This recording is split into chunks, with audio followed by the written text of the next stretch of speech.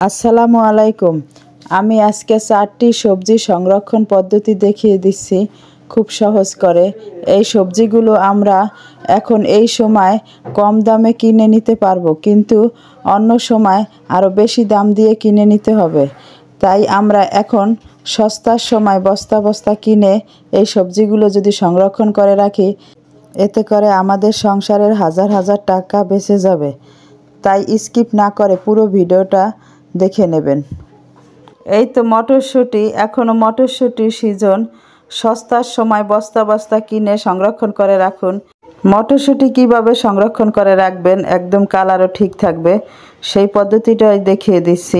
মটরশুঁটিগুলো এখন আমি বেছে নেব। এরপরে একটু ঝেড়ে এর মধ্যে থেকে ময়লাগুলো পরিষ্কার করে নিচ্ছি। এরপরে ভালোভাবে ধুয়ে মটরশুঁটিগুলো পানি ঝরিয়ে নিচ্ছি। মটরশুঁটি পানি ঝরানোর পরে এখন আমি চুলায় একটা প্যান বসিয়ে এর মধ্যে পরিমাণ মতো পানি দিয়ে, পানি যখন গরম হয়ে উঠবে তখন এর মধ্যে আমি দিয়ে দিচ্ছি আধা চামচের মতো চিনি। এই চিনিটা দেওয়ার কারণে মটরশুঁটির কালার একদম ঠিক থাকবে। সারা বছর আপনার মটরশুঁটির কালার নষ্ট হবে না, স্বাদও ঠিক থাকবে। এজন্য চিনি দিয়ে দিলাম। চিনি দিয়ে এখন একটু নেড়ে চেড়ে দিচ্ছি পুরোটা পানির সাথে মিলিয়ে। এরপরে মটরশুঁটিগুলো দিয়ে আমি 1 থেকে 2 মিনিটের মতো জাল করে নেব, শুধু একটা বলক আসা পর্যন্ত। এরপরে চুলাটা অফ করে দিয়ে সাথে সাথে চুলা থেকে মটরশুঁটিগুলো নামিয়ে নিয়ে এবার ছেঁকে নিতে হবে। এরপরে সম্পূর্ণ পানি ঝরে গেলে, একবারে শুকিয়ে গেলে এরপরে বক্স করে এভাবে ফ্রিজে রেখে দেবেন। সারা বছরও আপনার মটরশুঁটির কালার নষ্ট হবে না, স্বাদও থাকবে ঠিক। এই টিপসটি ফলো করে মটরশুঁটি এবছরে বেশি করে রেখে দেবেন, এতে করে আপনার সংসার খরচগুলো বেঁচে যাবে। এখন দেখাবো বছর জুড়ে টমেটো সংরক্ষণ করা। আমি এখানে টমেটোগুলো ভালোভাবে ধুয়ে নিয়েছি। এখন আমি আপনাদের কেটে দেখিয়ে দিচ্ছি কিভাবে আমি রেখে দেব। এজন্য এভাবে আগে বোটাটারে উপর থেকে উঠিয়ে নিচ্ছি।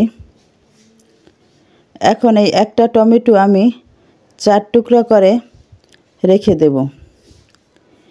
এভাবে রাখবো কিছু, আর কিছু আবার এই যে এখানে আরেকটা টমেটো আপনাদের কেটে দেখিয়ে দিচ্ছি।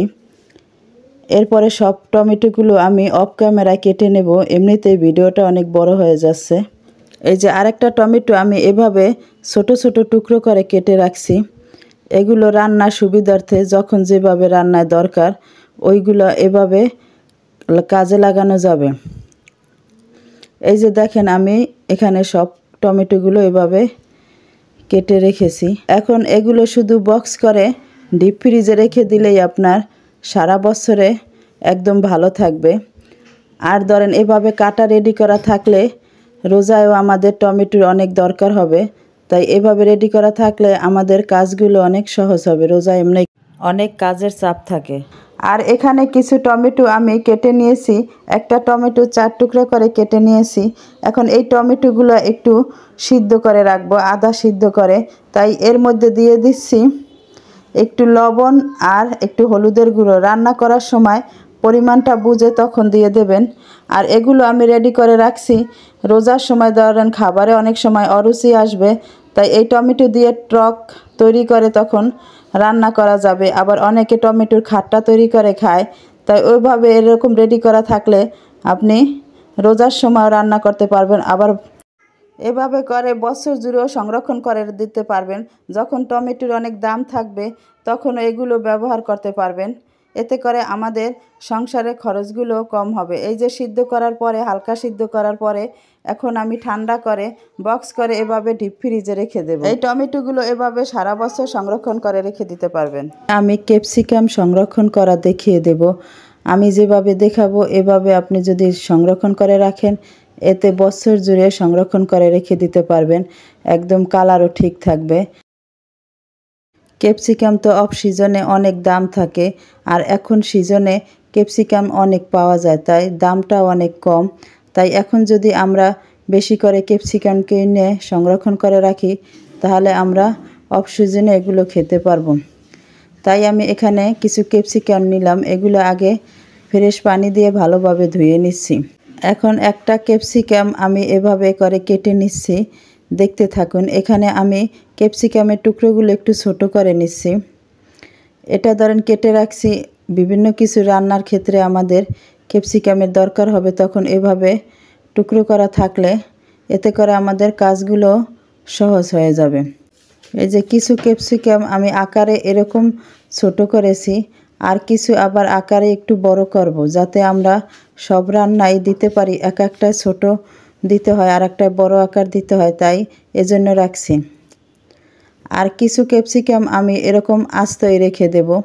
তাই কিভাবে আমি প্রসেসিং করে রাখছি দেখতে থাকুন।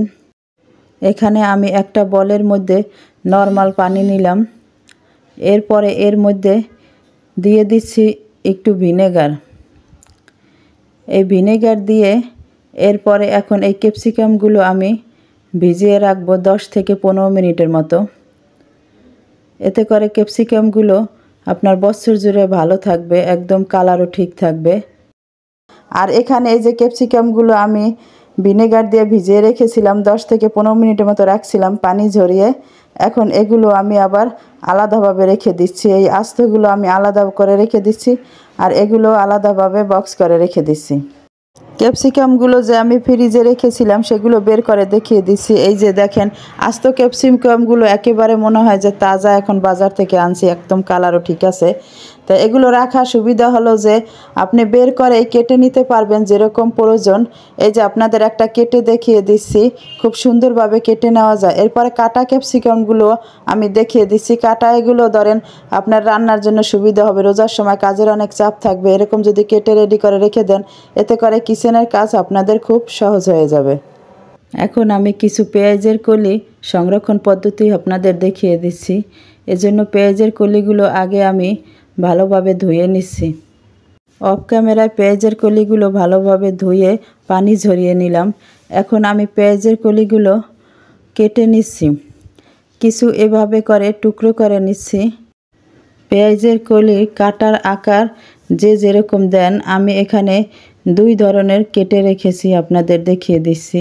এই যে একটা এরকম করে টুকরো করেছি, আর একটা আবার এর চেয়ে বেশি করে কুচি করেছি, যেটা আমরা বিভিন্ন রোজার সময় ধরেন বিভিন্ন ইফতারি তৈরি আইটেমে ব্যবহার করা যাবে।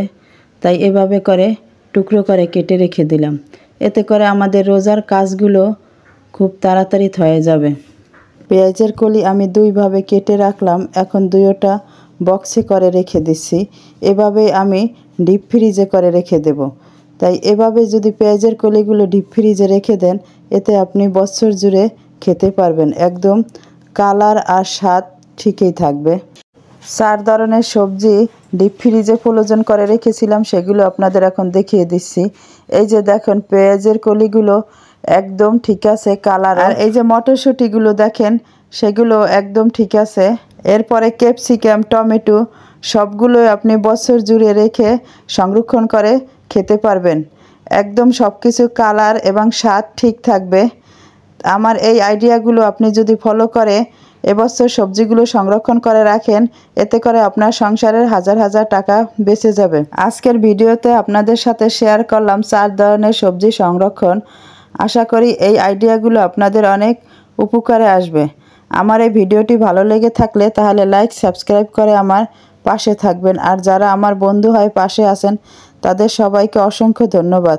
সবার সুস্থতা কামনা করে এখানেই শেষ করছি। আসসালামু আলাইকুম।